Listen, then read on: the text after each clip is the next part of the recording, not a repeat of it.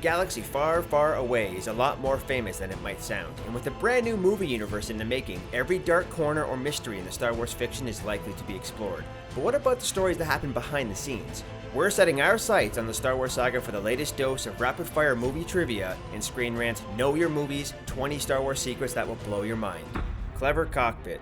As an inside joke among the modelers on the original movie, they made sure to include miniature copies of a Star Wars poster and a Playboy centerfold in the cockpit of the Rebel blockade runner. They're impossible to see in the actual film, but trust us, they're there. The KRAYT Dragon. The massive bone structures seen in the sands on the desert planet Tatooine are never commented on within the actual movies, so it's almost fitting that the crew left the fiberglass model behind when filming Wrapped, until a pair of paleontologist fans tracked it down in 1995, taking one of its massive claws as a souvenir. The Moff's feet. When actor Peter Cushing tried on the leather boots of his costume as Imperial leader Grand Moff Tarkin, he wasn't too impressed. The actor decided only to wear them when they needed to be visible. For every other shot in the movie, he's actually sporting a pair of cushy carpet slippers completely hidden from view. A family tradition. When he was cast as Rebel Alliance pilot Wedge Antilles, actor Dennis Lawson couldn't have guessed that Wedge would become such a fan favorite and one of the greatest pilots in the galaxy, or that his nephew Ewan McGregor would be cast as young Obi-Wan Kenobi over 2 decades later. Fat paychecks. Everyone knows George Lucas made his fortune by keeping the merchandise rights to the Star Wars brand, but Sir Alec Guinness made a deal for just over 2% of all royalties paid to Lucas. So when the movie and Obi-Wan became instant hits, Guinness never had to take on a role that he wasn't sure of ever again. Faded Fett. Boba Fett's popularity took everyone by surprise, from George Lucas to the actor in the suit Jeremy Bulloch, who only got the part thanks to his half-brother working as producer. When Bulloch showed up to the set, the costume fit him so perfectly that he was given the job right on the spot without even having to audition or screen test. Murky waters. Fans will remember R2-D2 trying to navigate the underwater swamp near Yoda's secret hut on the planet Dagobah, but this wasn't filmed on a Hollywood soundstage. The entire sequence was shot in George Lucas's unfinished swimming pool with the crew hiding underwater or out of frame, and Lucas himself filming the shots. Daddy issues. The epic reveal that Darth Vader was Luke Skywalker's father was kept a secret to almost everyone, with the working script instead having Vader reveal that Obi-Wan killed Anakin. Lucas only filled Mark Hamill in on the actual twist just seconds before filming his reaction, but the rest of the cast didn't find out until they saw it in theaters. Missing Yoda. It's hard to believe, but the original script for Return of the Jedi didn't even include Yoda's return or his death. Lucas only added them after a child psychologist told him that unless he actually showed someone confirming Darth Vader was Luke's father, kids would just assume he was lying, leaving that plot unresolved. Timeless Twi'lek. When George Lucas decided to extend the musical scene in Jabba's palace for the special edition re-release, he was surprised to find that Femi Taylor, who played the dancer Ula in the original, was in better shape than she was 15 years earlier, so she returned to film the new shots and audiences never even noticed. Fuzzy fans.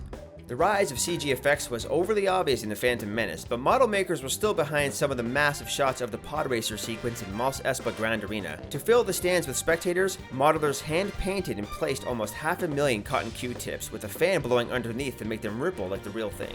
Headroom.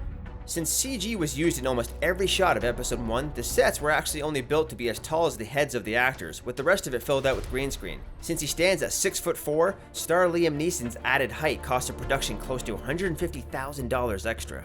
Jar Jar Jackson. The role of the most hated character in the prequel trilogy eventually went to actor Ahmed Best, but the man chasing the role before him was none other than the king of pop himself, Michael Jackson. George Lucas thought his star power would be too distracting though, and even introduced the two men so Jackson could give his seal of approval.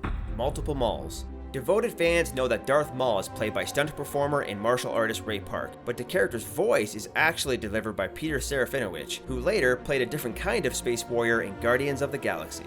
The perfect cut?